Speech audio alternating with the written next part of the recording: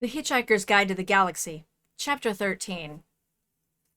Marvin trudged on down the corridor, still moaning.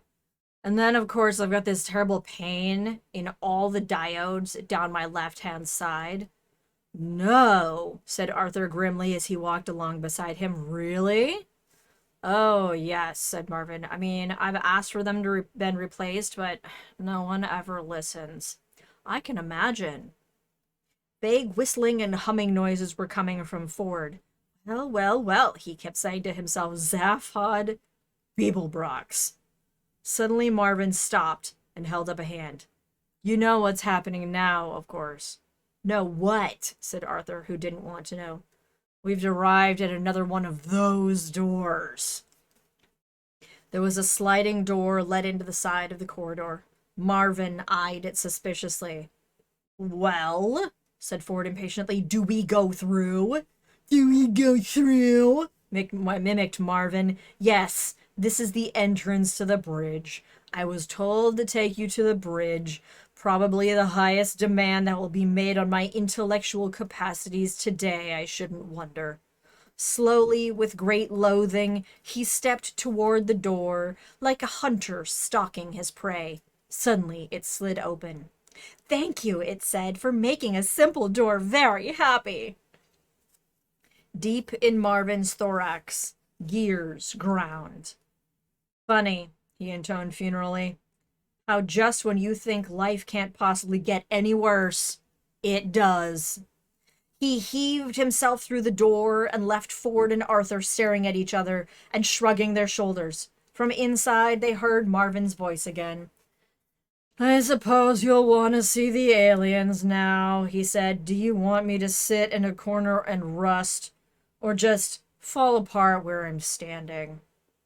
Yeah, just show 'em in, would you? Said Marvin, came another voice.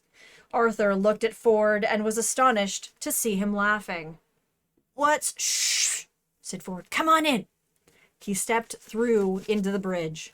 Arthur followed him nervously and was astonished to see a man lolling back in a chair with his feet on a control console, picking the teeth in his right-hand head with his left hand. The right-hand head seemed to be thoroughly preoccupied with the task, but the left one was grinning a broad, relaxed, nonchalant grin. The number of things that Arthur couldn't believe he was seeing was fairly large. His jaw flopped about at a loose end for a while. The peculiar man waved a lazy wave at Ford with an appalling affectation of nonchalance, said, Ford! Hi! How are you? Glad you could drop in. Ford was not going to be outcooled. Zaphod, he drawled. Great to see you. You're looking well. The extra arm suits you. Nice ship you've stolen. Arthur goggled at him. Wait, you mean you know this guy? He said, waving a wild finger at Zaphod. Know him, exclaimed Ford. He paused and decided to do the introductions the other way around. On Zaphod, this is a friend of mine, Arthur Dent. He said, I saved him when his planet blew up. Oh, sure, said Zaphod. Hi, Arthur. Glad you could make it. His right-hand head looked around casually and said, hi, and went back to having its teeth picked. Ford carried on. And Arthur, oh, this is my semi-cousin, Zaphod Beeb. We've met, said Arthur sharply. When you're cruising down the road in the fast lane and you lazily sail past a few hard-driving cars and are feeling pretty pleased with yourself and then accidentally change down from fourth to first instead of third, thus making your engine leap out of your hood in a rather ugly mess, it tends to throw you off your stride in much the same way this remark threw Ford Prefect off of his... what? He said. I said, we've met.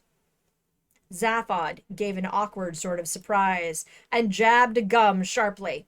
We have? Ford rounded on Arthur with an angry flash in his eyes. Now he felt he was back on home ground, and he suddenly began to resent having lumbered himself with this ignorant primitive who knew as much about the affairs of the galaxy as an Ilford-based gnat knew about life in Peking. What do you mean, you've met? He demanded. This is Zaphod Beeblebrox from Beetlejuice 5, you know, not bloody Martin Smith from Croydon.